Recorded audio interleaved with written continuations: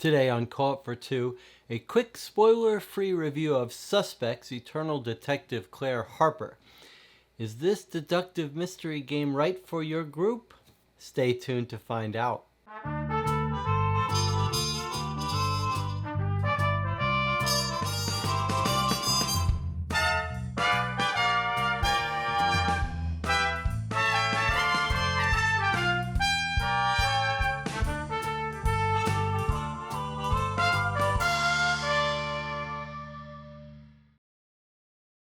Some preliminaries first. I purchase all of the games I discuss on this channel myself. I have no relationship with any publishers. This review will be particularly short and spoiler-free. So what is Suspects? This is actually the second box of Suspects. I have played through the first box of 3 cases and now this box of 3 cases live on the YouTube channel. I reviewed the first box about a year ago, and I had a decidedly mixed feeling about it and some real sort of internal struggle with how I feel about this game. And punchline is, all of those feelings are the same here with this second box. It's a confusing situation to be in. Normally I love a game or I hate a game, and in this case I'm really torn. But let's not jump ahead. Let's talk about what you get in this box. Suspects is a card-based system. There are 3 cases in each box. This is the second box. There's a third box coming soon. So you've got a stack of about 50 of these large oversized cards and a solution envelope for each case. Each case also comes with a couple of oversized documents. I don't want to show you in detail, but I'll just give you a quick glimpse at. You've got some instructions, a questionnaire, and then typically each case has 1 or 2 sort of large oversized documents. In general, the way the game plays is you'll read this long introduction and you'll read the questionnaire that you're going to have to answer at the end of the case. You'll read that right up front. That's quite unusual for these games that tend to want to keep that secret. Here you're given it right up front. And there's a mechanical reason for it. It's one of the most interesting things about the Suspect series, which is that, let's see if the rules give you an example. So essentially the mechanical idea of scoring in this game that's innovative and works well and is clever is that you're encouraged to answer the questions after you've seen the first half of the deck, and then a little half of the remainder, and then in the end. So you basically get 3 chances to solve the mystery, to answer these questions. And the sooner you can answer it, the better your score. This is a big improvement over Sherlock Holmes Consulting Detective, which also encourages you to solve cases quicker for a better score, but in that case you have to stop playing and stop looking at evidence to get the best score. Here you always see the entire deck. It's just you're rewarded for efficient use of your time for figuring out things early. It's a great idea. And then there's some innovation here with this game in terms of how the cards actually work. So you might start the game and there might be 3 different cards. Each card is numbered. Maybe in the introduction you learned about 3 people you could talk to. Each card has a number. You could choose which of those 3 to draw from the deck to read, and each card you get will have some additional leads you can follow up, either people you can talk to, places you can go, objects you can look at. And then there are some clever things that happen. Occasionally cards have lines on the margins that can line up and tell you that they connect together. Occasionally cards are split so that if you find an object you can ask a person about an object. Doesn't get done too much, but occasionally it works. And then occasionally cards will have symbols on them and you have to get a couple of them before you reveal some information.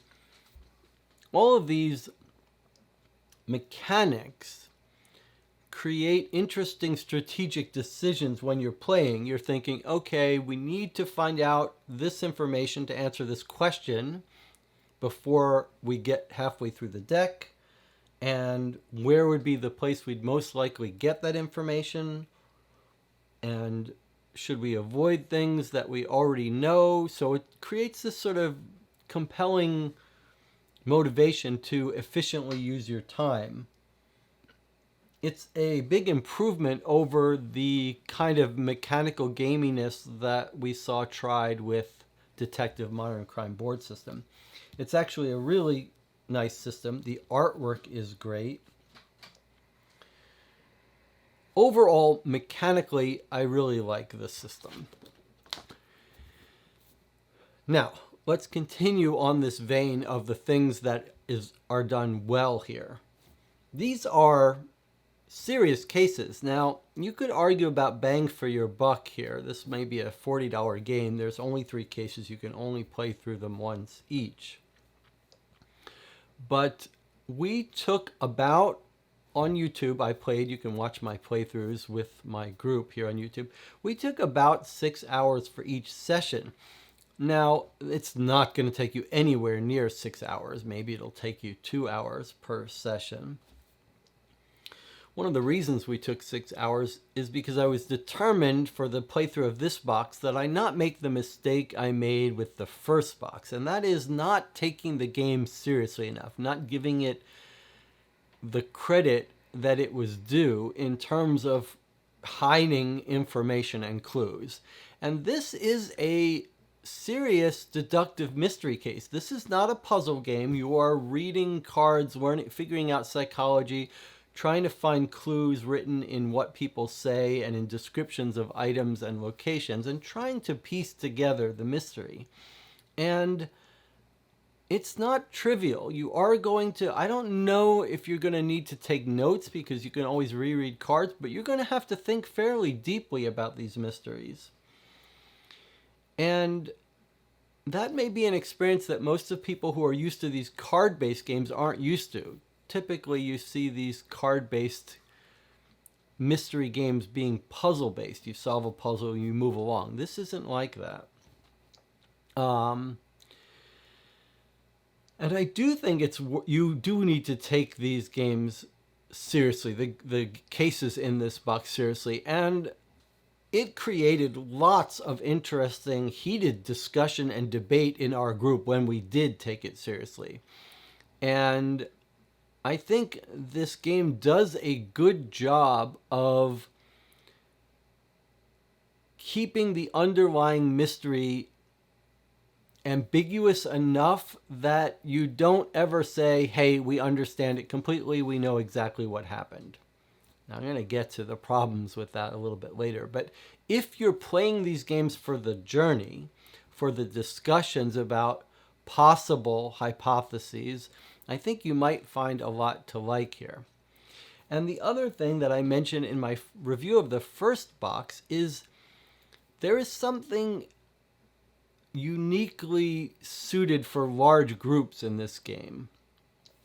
These games tend to be played by small groups of people, whether you're playing a cold case game or Sherlock Holmes Consulting Detective. Often with a larger group, things get muddled. You can't really all be looking at the same document, and it becomes difficult. Here, you're going through this deck of cards, and eventually you'll have a big stack of 50 cards that you've read. And there's information hidden in the text and stuff in these cards. And when you have a larger group, I think it's well suited to splitting up. So anyone could be like, you guys continue your discussion. I'm going to go through, check what this person said on their different cards, or just scan through the cards. It's very well suited towards a larger group sort of picking up cards and doing their own digging deeper into the areas they're concerned with. Okay, so now let's talk about problems. My group, which is a fairly experienced group with these kinds of games, cold case games, deductive mystery games, we've played a lot of them. And we have had a consistently frustrating experience with every case in the Suspect series. That's 7 cases, 3 in each of the boxes and a bonus one. In fact, some of our group really disliked the experience. And I think that's probably being too harsh on it. Typically, strangely, our experience has been that the first third of the way through the case, we figured it out, we put our answers down, we think we know what's going on, and then by the time we get to the end, we're all like, it could be any of these three things. It doesn't wrap up super cleanly. And then when we read the solution, we're frequently very frustrated and sort of left unsatisfied, disappointed. It feels like lots of facts are introduced in the solution that feel a bit cartoonish or don't feel justified. Feels like they could be just one of many solutions. And so it's not a mechanical problem. It's sort of a mismatch of what the designers have envisioned for how a case should wrap up and be solved, what a solution looks like, how much evidence the players should get to come to a specific solution. And it's been a very confusing experience to play these two boxes. I've tried, when we played this one, to take it much more seriously, and we had great discussions, and there are some very subtle, clever clues in each of these cases that really reward you digging in and taking it seriously. And there are some fun aha moments. It's just sort of inexplicable to me that for every case, when we got to the end, we were left nonplussed, sort of confused at looking back at the experience. How could we have come up with the correct answer? Or even when we did come up with the correct answer, it just felt a little unearned or odd. The questions frequently feel a little odd. Like, why are they phrased that way? Sometimes they're giving away information, sometimes they're not. And just the solutions felt strange to us. Almost like maybe there's 50 cards missing from the deck for size restrictions. They had to get rid of some of them. So some weird philosophical mismatch with the designers of this game and my group. That doesn't mean you won't love it. It just means you're going to have to figure out for yourself where you fall on the wavelength of these authors. Do they work like you do? Does their mind work like your mind, such that you find it satisfying? Though again, I do want to give that one caveat. If you're playing with a large group, some of these weaknesses may turn out to be strengths. The fact that, like, for any given case, you could come up with 3 different hypotheses of how the case went. Maybe it's fun that of the 3 people, if you all come up with different theories, that one of you is going to be right. The other 2 may be upset that there was no way for them to figure out that answer. But maybe if you like the discussion and the debate, maybe that will work for you. So wrapping up here, I can't unreservedly recommend this series. But I do think if you're interested in game design of these mystery games, this could really be worth your time studying. I think it may turn out that your group lines up with these writers and you have a fantastic time and feel like the solutions are perfect. Maybe. And I do think, as I've said, that for a larger group, this might be a mystery game that actually works. And then if you're the kind of group that likes to debate and care about the journey but don't really care about the solution, that's another reason why this game might work for you where it didn't quite work for me. If you do choose to buy it and play it, I'd love to hear how your playthroughs differed from ours. You can watch 21 hours of playthrough on YouTube just for this box alone. Maybe after you play it, you can see what you saw that we didn't see, where you disagree with our thinking. In those playthroughs, we actually also have full spoiler-filled reviews at the end of each one where we talk about which cases we liked best and which piece of evidence we were most convinced or least convinced about. Anyway, I'd love to hear your thoughts on the game after you play it.